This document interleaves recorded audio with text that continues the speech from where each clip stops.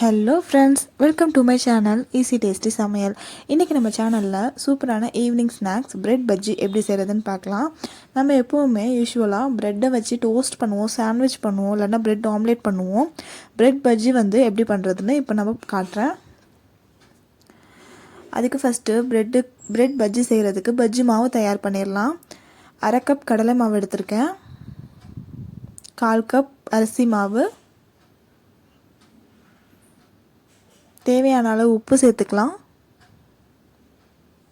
2 teaspoon மிளகாய் தூள் சேர்த்துக்கிறேன். இந்த மிளகாய் தூள் சேர்க்குறது உங்களோட ஆப்ஷன், உங்கள் காரத்துக்கு ஏற்ற அளவு நீங்கள் சேர்த்துக்கோங்க. பஜ்ஜி நம்ம சாப்பிடும்போது கேஸ் ஃபார்ம் ஆக சான்ஸ் இருக்குது. அதனால் நான் இதில் பெருங்காயமும் மிளகுத்தூளும் சேர்த்துக்கிறேன். ஒரு பிஞ்ச் சேர்த்துக்கலாம். இப்போ இந்த எல்லாத்தையும் மாவு எல்லாத்தையும் நல்லா கலந்து விட்டுட்டு கொஞ்சம் கொஞ்சமாக தண்ணி சேர்த்து மாவு மாதிரி கரைக்க ஆரம்பிச்சிடலாம். இந்த மாவு ரொம்ப கெட்டியாகவும் இல்லாமல் ரொம்ப தண்ணியாகவும் இல்லாமல் மீடியமாக கரைச்சி வச்சுக்கோங்க.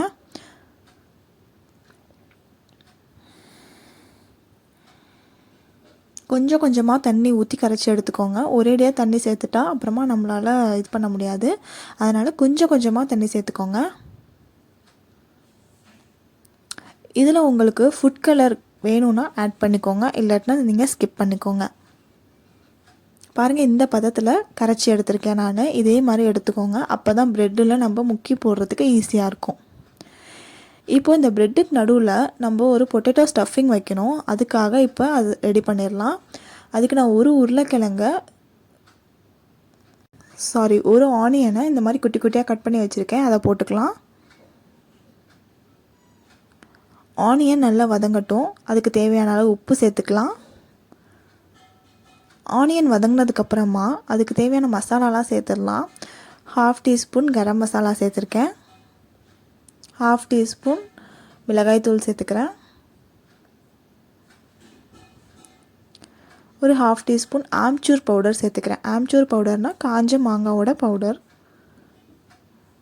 இப்போ மசாலாவோட பச்சை வாசனைலாம் போகிற அளவுக்கு ஸ்டவ்வை சிம்மில் வச்சு வதக்கிக்கோங்க. இதில் நான் 2 உருளைக்கிழங்கை வேக வச்சு இந்த மாதிரி மசிச்சு எடுத்திருக்கேன், அதையும் சேர்த்துக்கலாம். இப்போ இந்த மசாலாவோட உருளைக்கிழங்கை நல்லா ஒன்றாகிற மாதிரி கலக்கி விட்டுருக்கோங்க.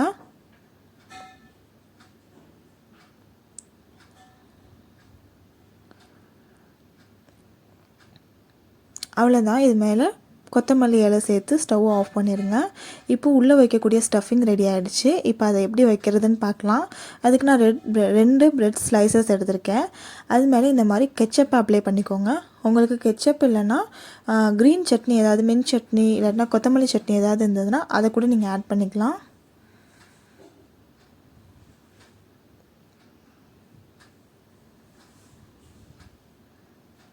இந்த மாதிரி அப்ளை பண்ணிவிட்டு நம்ம செஞ்சு வச்சுருக்கோம் இல்லையா பொட்டேட்டோ ஃபில்லிங், அதையும் நம்ம இது உள்ளே வச்சிடலாம்.